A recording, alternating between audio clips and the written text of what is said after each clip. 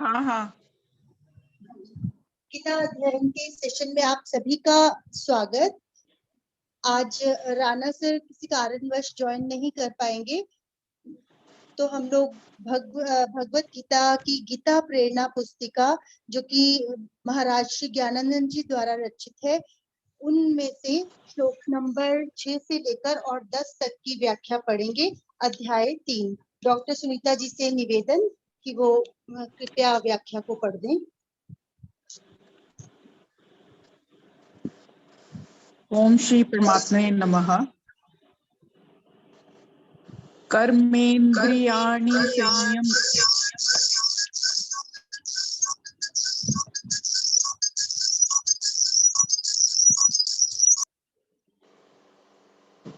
करूं शुरू? हाँ जी। हाँ। कर्मेन्द्रियाणि संयम्य य आस्ते मनसा स्मरन् इंद्रियार्थान् विमूढात्मा मिथ्याचारः स उच्यते। जो मंद बुद्धि मनुष्य समस्त इंद्रियों को हठ पूर्वक ऊपर से रोककर मन से उन इंद्रियों के विषयों का चिंतन करता रहता है, वह मिथ्याचारी अर्थात दंभी कहलाता है। इंद्रिय संयम अच्छी अवस्था है।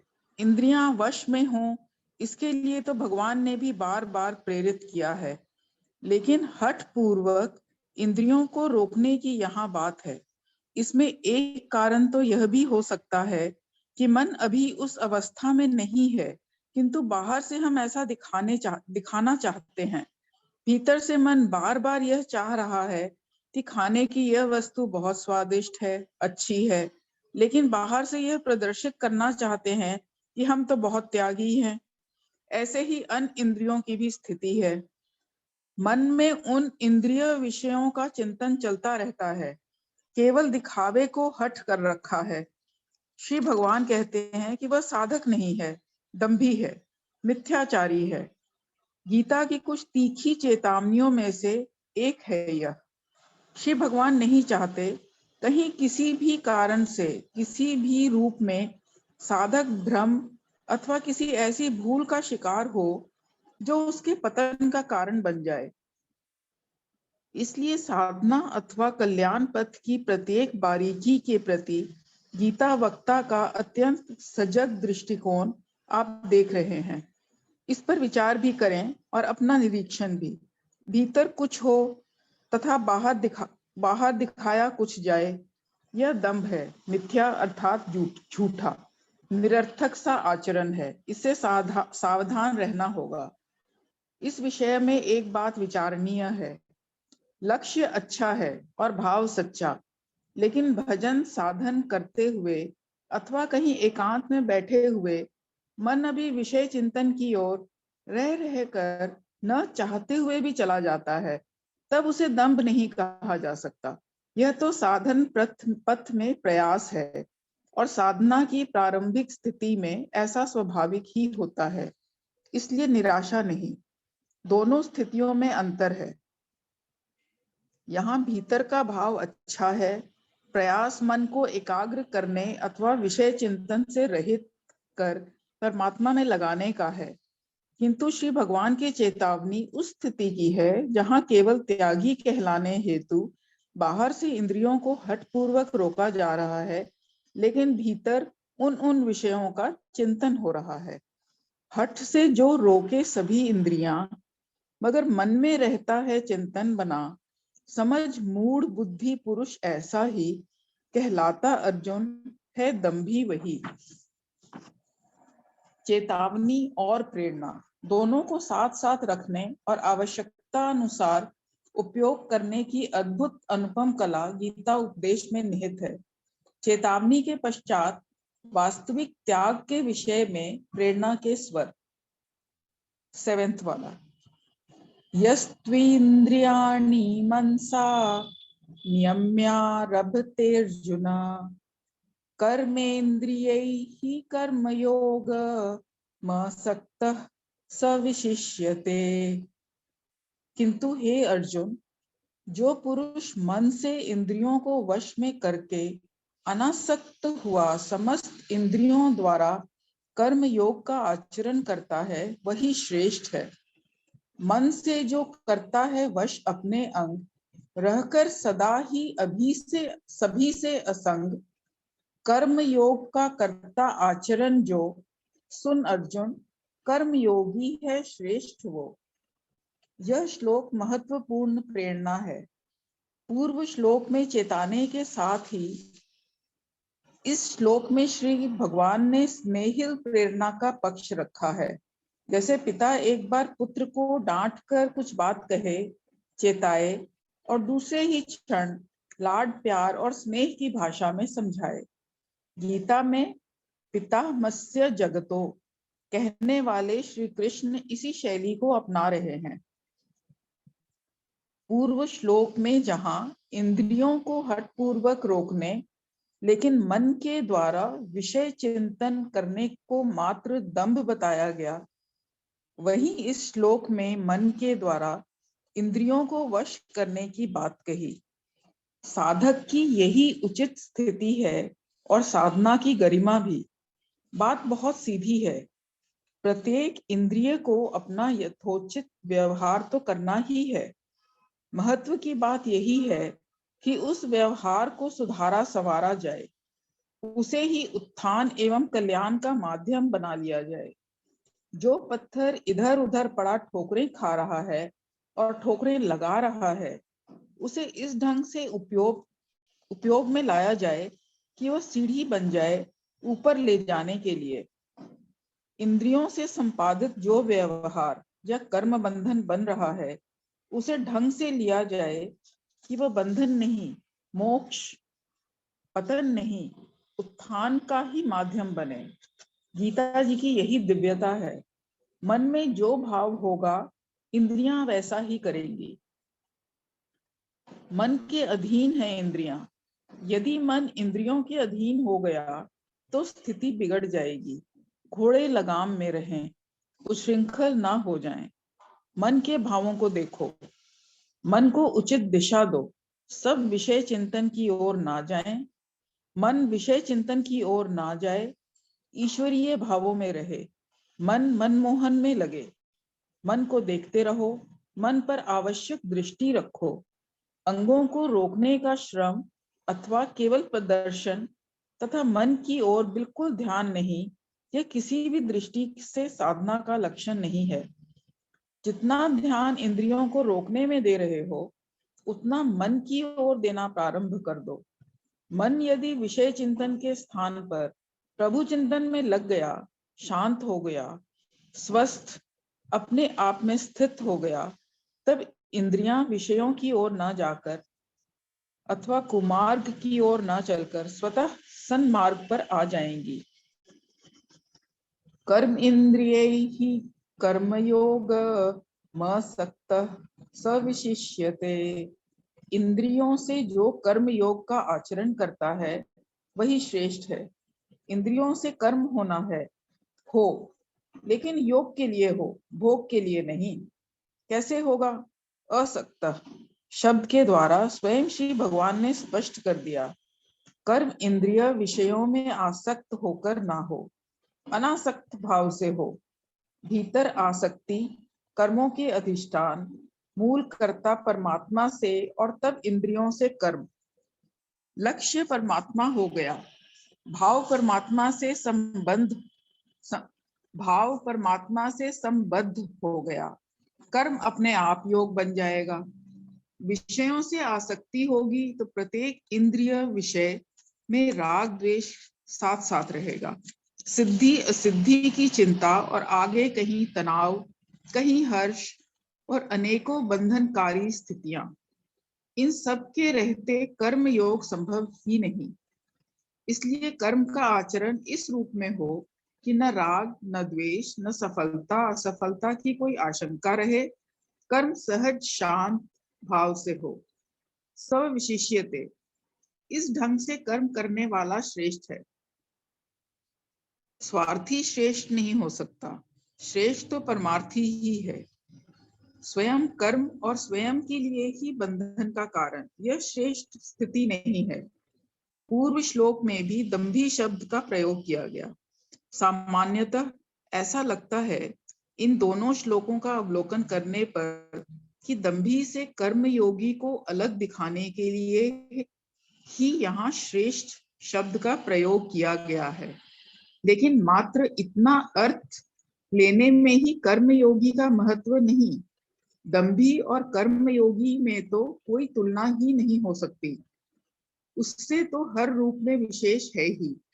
कर्म योग का आचरण करने वाला इसलिए श्रेष्ठ है क्योंकि उसका लक्ष्य श्रेष्ठ भाव श्रेष्ठ है, और इसलिए उसका संपूर्ण व्यवहार, यहाँ तक कि उसका जीवन कृतार्थ होने से वह पूर्णतया श्रेष्ठ है। अपने लिए, समाज के लिए और यहाँ तक कि परमात्मा की दृष्टि में भी वह सबसे अलग, अच्छा, श्रेष्ठ बन जाता है। अर्थ ठीक से ना समझने के कारण अनासक्ति कई विषयों के स्थान पर कर्मों से ही ना हो जाए, इसलिए गीता उपदेष्टा आगे श्लोक में स्पष्ट रूप से कर्म करने की आज्ञा दे रहे हैं। 8वां श्लोक, नियतं कुरु कर्म त्वं कर्म ज्यायो ह्यकर्मणः शरीर यात्रापि च ते न प्रसिद्धेद कर्मणः। तू शास्त्र विहित कर्तव्य कर्म कर, क्योंकि कर्म न करने की अपेक्षा कर्म करना श्रेष्ठ है, तथा कर्म न करने से तेरा शरीर निर्वाह भी सिद्ध नहीं होगा। गीता प्रेरणाओं में एक और महत्वपूर्ण प्रेरणा है शास्त्र विहित कर्तव्य कर्म करने की। जो कर्म मनुष्य होने के नाते तेरे लिए नियत हैं, निर्धारित हैं, वही कर्म तू अवश्य कर। कर्म तो करना है, कर्म न करना तो किसी भी दृष्टि से उचित नहीं। प्रमाद, आलस्य, निष्क्रियता गीता के कृष्ण को तनिक भी नहीं भाती। सजगता, सक्रियता ही मनुष्य जीवन का स्वस्थ, जागरूक पहलू है। कर्म छोड़कर प्रमादी, निठल्ले बनने को कभी भी उचित नहीं ठहराया जा सकता। वैसे भी कर्म करने से ही पूर्व के कर्म बंधन कटेंगे। संस्कारों के अनुसार विचार और तदनुसार कर्म का ही क्रम है जीवन में।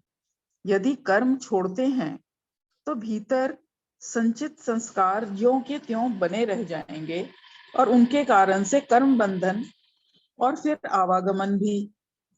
कर्म ज्यायो ह्य कर्मणः, कर्म त्याग से श्रेष्ठ है कर्म करना।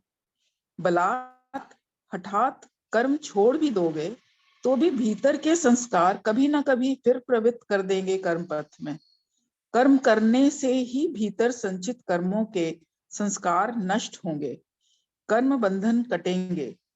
अंतःकरण निर्मल भी कर्म करने से होगा, क्योंकि इस शरीर और शरीर से संबंधित दायित्व, परिवार, व्यवहार, व्यापार, संबंधी, ये सब कहीं ना कहीं पूर्व जन्मों के अधूरे संबंध या दायित्व हैं।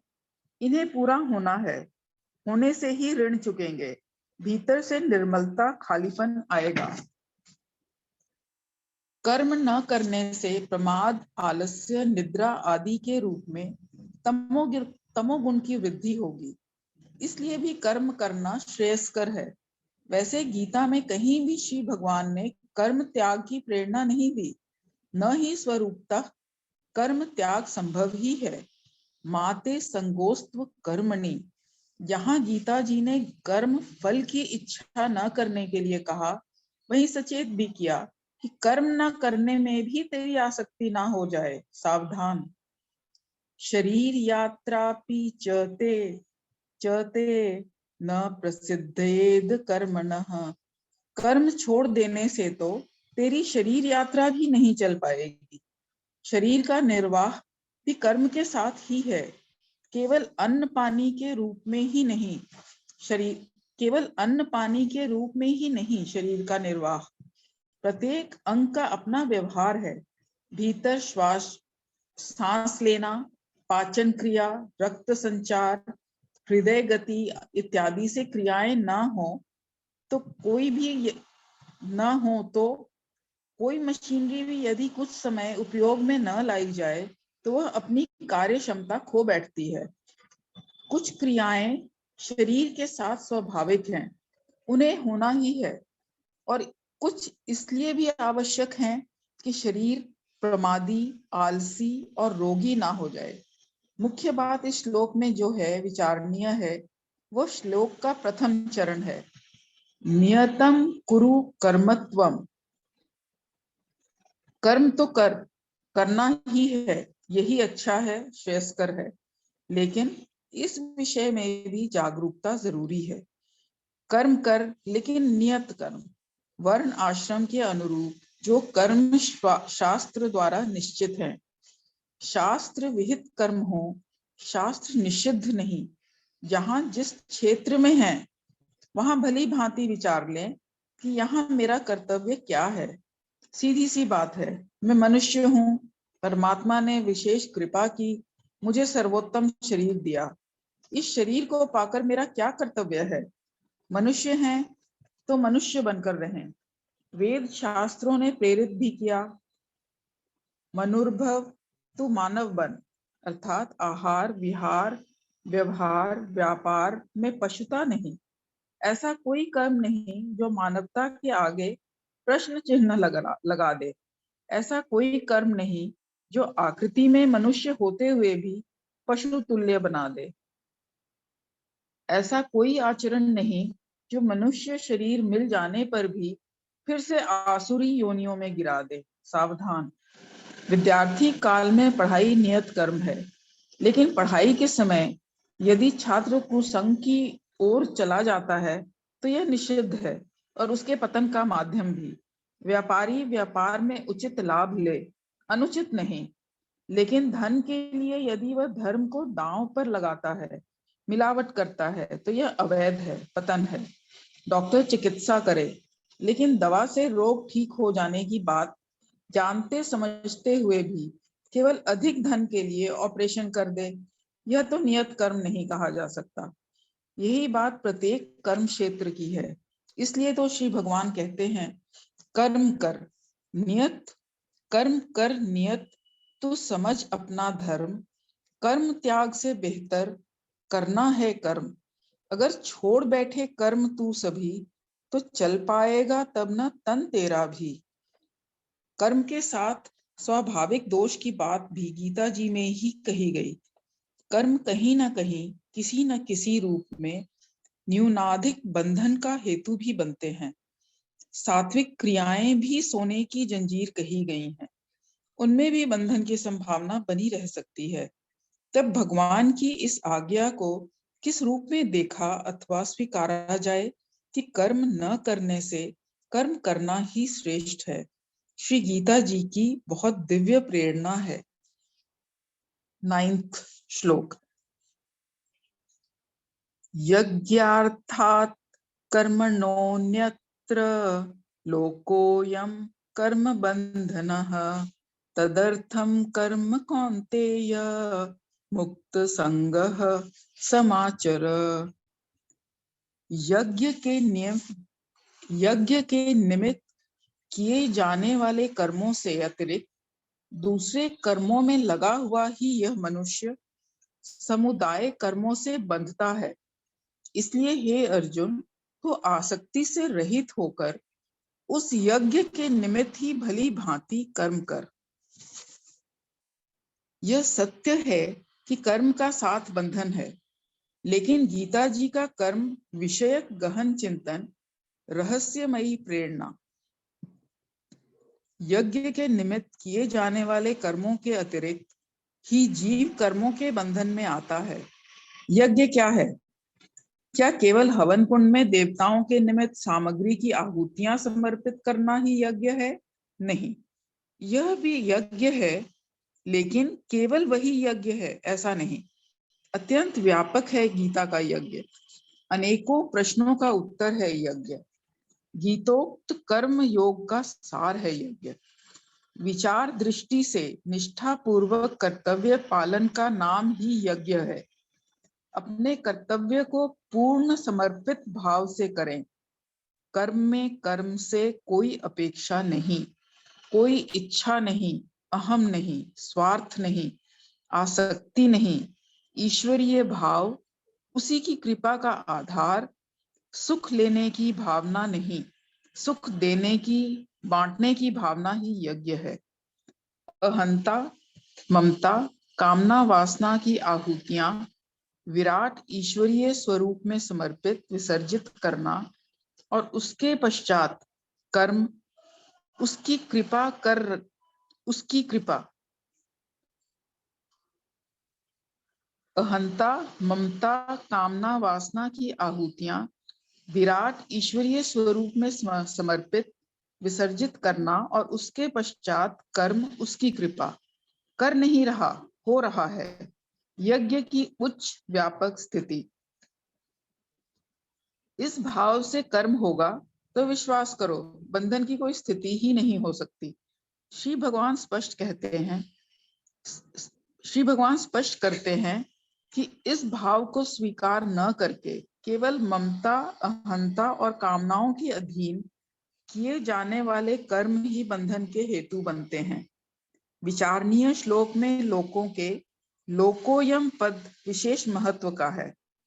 यह मनुष्य समुदाय कर्म बंधन में आता है। स्पष्ट बात है कि मनुष्य के अतिरिक्त सब योनियां केवल भोग योनियां हैं।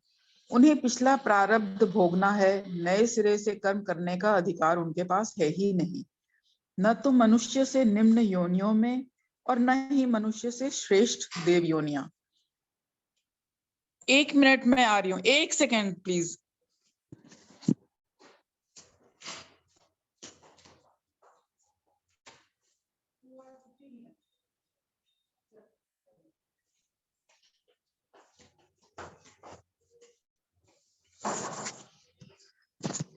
हेलो, हाँ हो गया।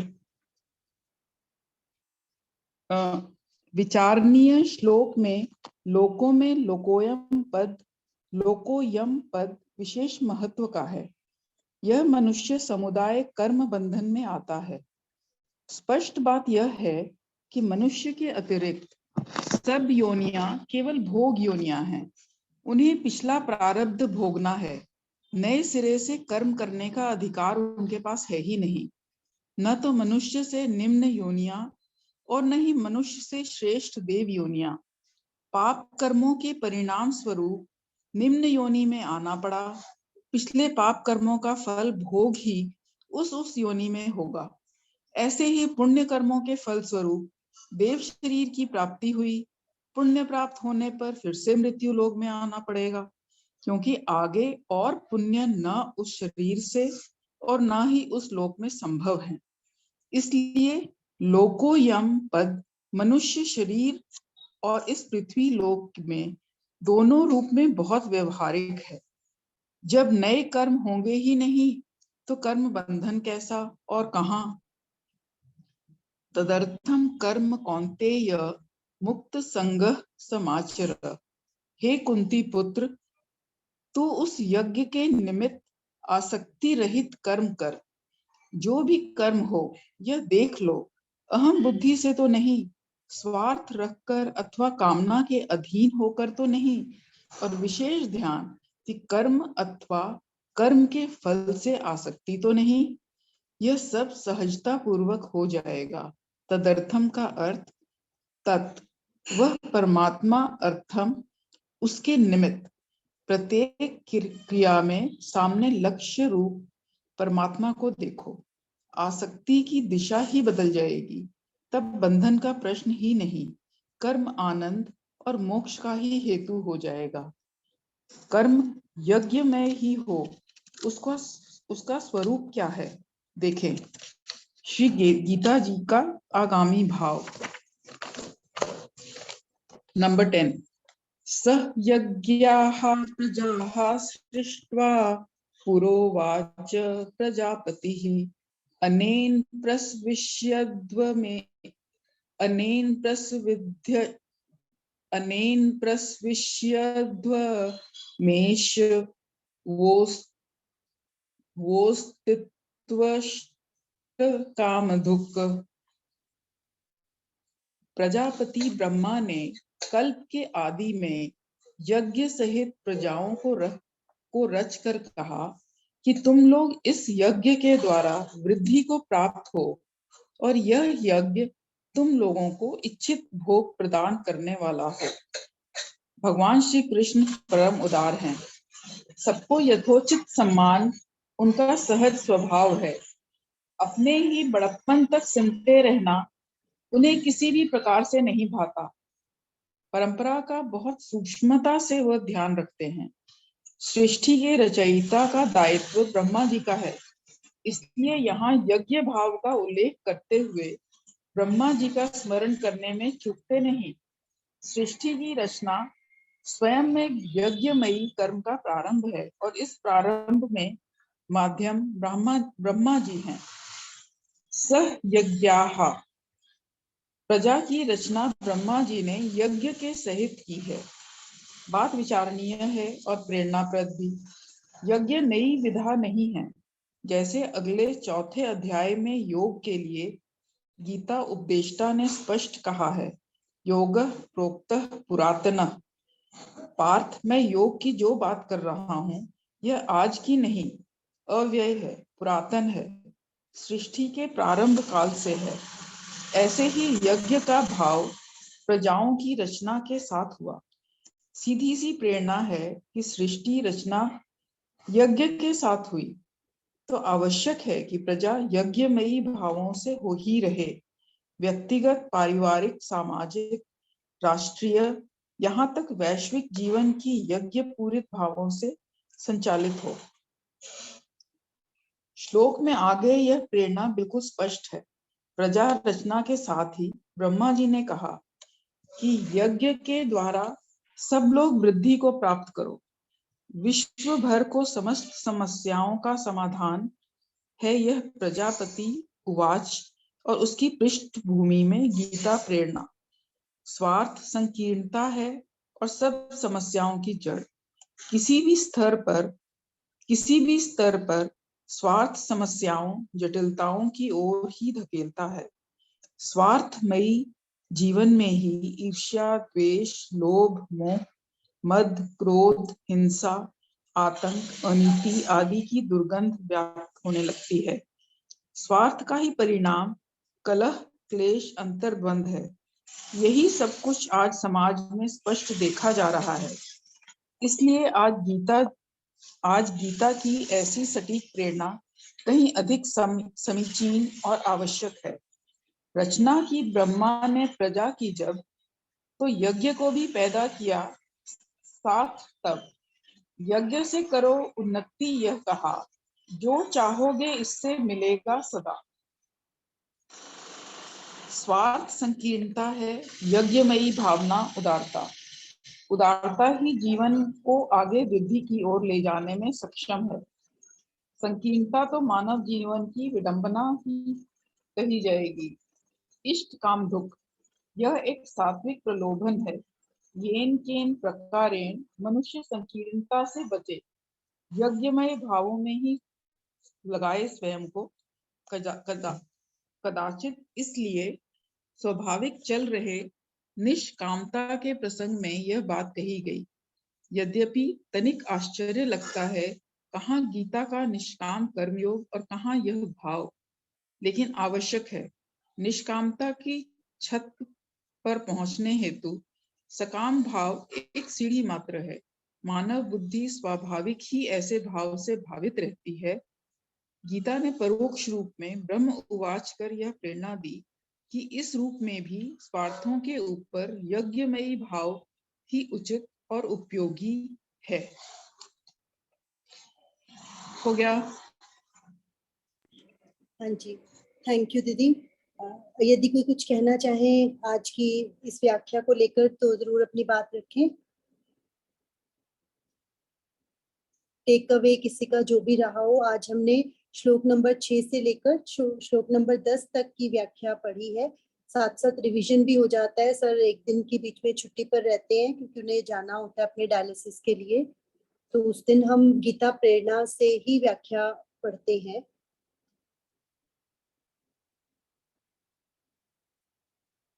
चलिए फिर समापन की ओर बढ़ेंगे। ओम पूर्णमदः पूर्णमिदं पूर्णात् पूर्णमुदच्यते पूर्णस्य पूर्णमादाय पूर्णमेवावशिष्यते। ओम शांति शांति शांति। ओम। आप सभी का आज के सेशन में शामिल होने के लिए बहुत बहुत धन्यवाद। कल मिलते हैं नेक्स्ट सेशन में। जो लोग मेडिटेशन के लिए रुकना चाहें वो रुक सकते हैं।